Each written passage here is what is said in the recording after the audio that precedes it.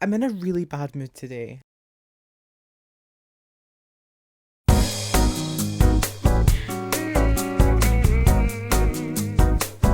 Hi, what's up? Welcome back to the channel. It's another letterboxd recap video.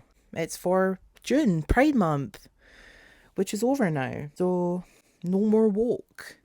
No more woke. So in total, I watched 12 films in June. I think they're all new bar one. One's a rewatch. Let's get into it.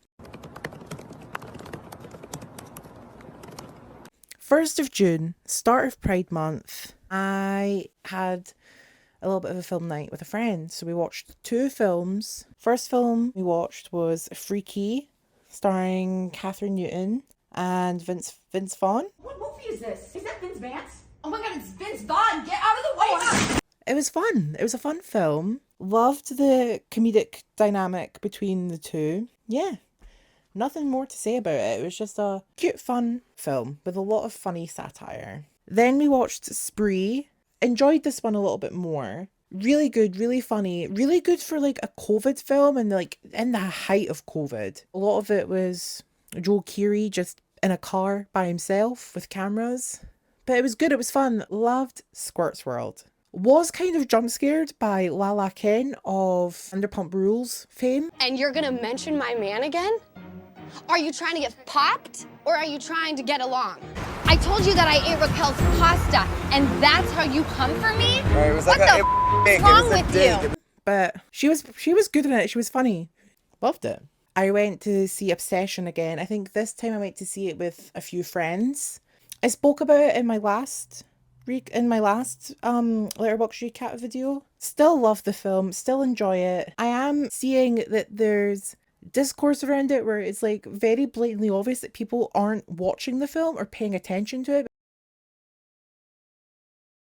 I saw a clip from these like reactors watching the film on YouTube and they were just talking over the film. So they were missing, like they missed what Bear said when he made the wish. They were missing the context of like the montage of their quote unquote happy relationship. And they were like, oh, isn't that cute? And it's like, if you were actually paying attention, you realize the sort of horror behind that montage of like their quote unquote happy relationship. And it's a guy with a girl who is there against her will, and it's like in the context of the film it's like the fake version of her.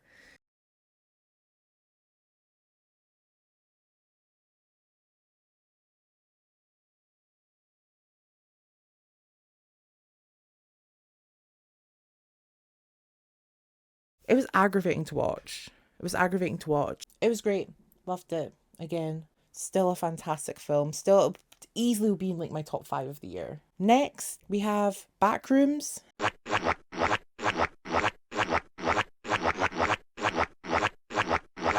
I personally really liked the film. I actually loved the film. I loved the aesthetic. I loved the atmosphere that the film created, and I liked there was like some of the cinematography. It was fierce.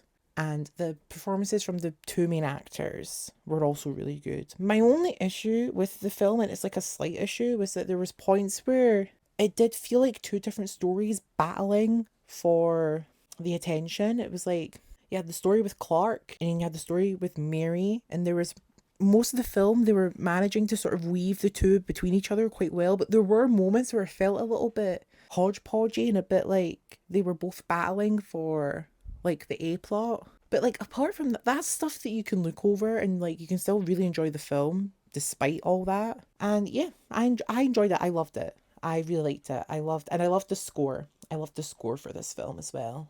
Next film was Scary Movie or Scary Movie 6. I do feel like I might be in the minority. I understand why a lot of people don't like this film or didn't like this film or outright hated this film. There's a lot about it that is not desirable and not very likable. With that being said, I did enjoy it. I had a good time, but I think that's because it like activated the part of my brain where I just enjoy stupid shit that's like slop. There's stuff that I find funny, and I couldn't even explain to you why I find it funny. If you go through like my reposts on TikTok, there's just a bunch of random shit there. I just sort of love really lowbrow, stupid, dumb shit. And Scary Movie did satisfy that part of my brain. I will say though, it's not the peak of comedy. I found that my issue with the film was a lot of the bigger gags and a lot of like the big bits weren't that funny. The moments where I found the film really funny was more like the small bits or like the one-liners. Like there's a random throwaway line where the girl playing Cindy's daughter, it's spoilers again, Shaquille O'Neal appears and she calls him Shaquille. I found that funny because it's so stupid. But there was like the K-pop Demon Hunters bit was really not funny. The substance bit was really underwhelming. The streamer bit was really, really unfunny to the point where I was sort of just like, can we move on from this? So yeah, a lot of the bigger gags was where the film fell flat. Yeah, the film was fine. Next film was Masters of the Universe. This was me and my brothers do a monthly mystery film. This was the film. This was fun, but I was a little bit distracted by you know who? And his little skirt on the big screen. You know, it was just like I was just kicking my feet and like twirling my hair, and I was just like, oh my god, stop. Just let's swap men out. Let's have slutty men back on the screen, on the big screen. Wow. Mmm. Mmm. Oh, your pickled lollipop. Mmm. Holy. It's amazing. I enjoy it. Film was good. Film was fine. Definitely not like in my top 10 or even my top 20 of the year. Still a good, enjoyable, fun time. Although, Camila Mendes, please don't wear those blue contacts again. They really freaked me out. Next, we have Faces of Death, the 2026 remake, which, funnily enough, was just announced for the Edinburgh Film Festival, and I'm, of course, going, but I was like, I'm not going to go see it because I've already watched it, and I'm being a little bit tight with money. So, yeah, I'm not going to go see a film that I've already watched. I did like it. I'm not saying that like I didn't like it. I did enjoy the film. It was good. It was great. Loved Barbie Ferrer in it. She was amazing. And I liked the film. I liked the film overall. Although Charlie XCX's American accent was a little bit questionable, but that's okay. I'm not going to hold it against her. She, you know, just do what you want and hope for the best. Okay, and then after that, I watched Office Romance with Jennifer Lopez and Brett Goldstein. Can I be your third, please? Insane chemistry between them. And Brett Goldstein is just, oh my god, he is a sexy man. Wow. Oh, your pickled lollipop. Holy. And I was just distracted watching the film because I was just like, wow. Like J-Lo looks amazing. J-Lo looks fantastic. And she was actually pretty good in this film as well. So I won't be having J-Lo slander unless it's me slandering.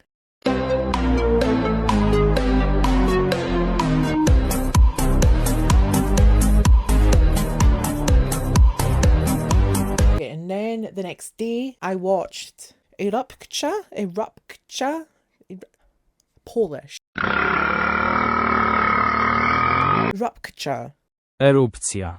I liked it. It was good. I liked how slice of life it was. It was almost like I was a fly on the wall, just watching these people go about their lives and their dynamics and all that. I am glad it was only an hour and 11 minutes. I felt like if it was any longer, I would have been bored. And I liked that Charlie and the guy, I can't remember his name, but I liked that they didn't have any chemistry because it added to what the story was trying to say. So I did appreciate that they had very little to no chemistry. I feel like it added to their dynamic. And yeah, it was just a good fun film. Then I went to see Disclosure Day in IMAX. So I was blown away.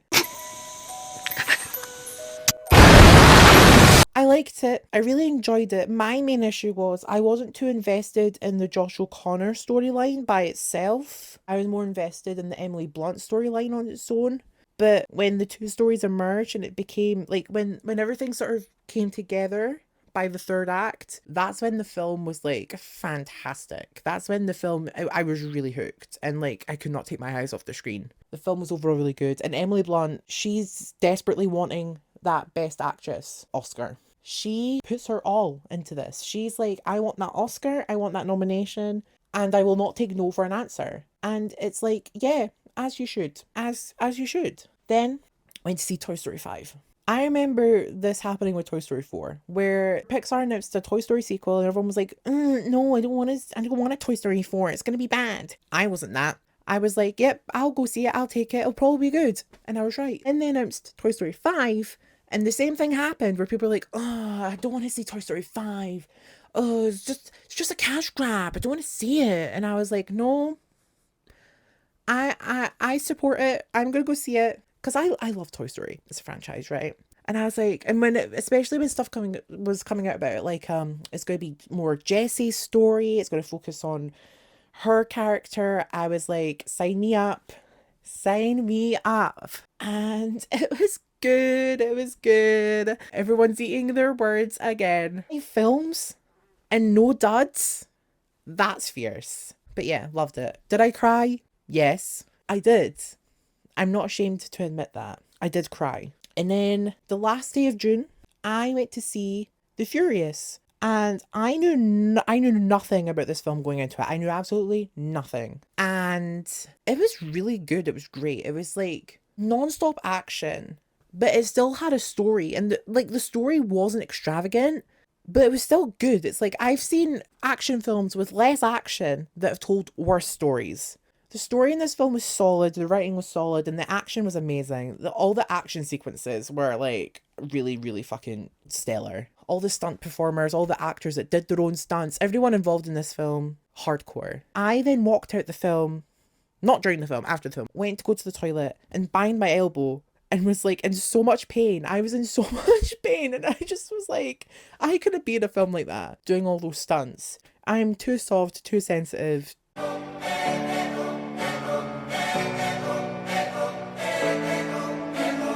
That was June. Favourite film? I would say Obsession again, but I feel like that's kind of unfair. So I gave Obsession my favourite film last month. So if I had to choose a second place, it's a three-way tie between The Furious, Backrooms and Spree. But I think I'm going to go with Backrooms. Just because out of the three, it's the one that I want to watch again. And then my least favourite will have to be Scary Movie. So that's it. That's all the movies I watched. I hope you enjoyed. If you liked the video, like, subscribe, all that jazz. I'll put my social medias down below. Look at me, sounding more and more professional with each video. I will love you, I will leave you, and I will see you in the next one. Okay? Bye!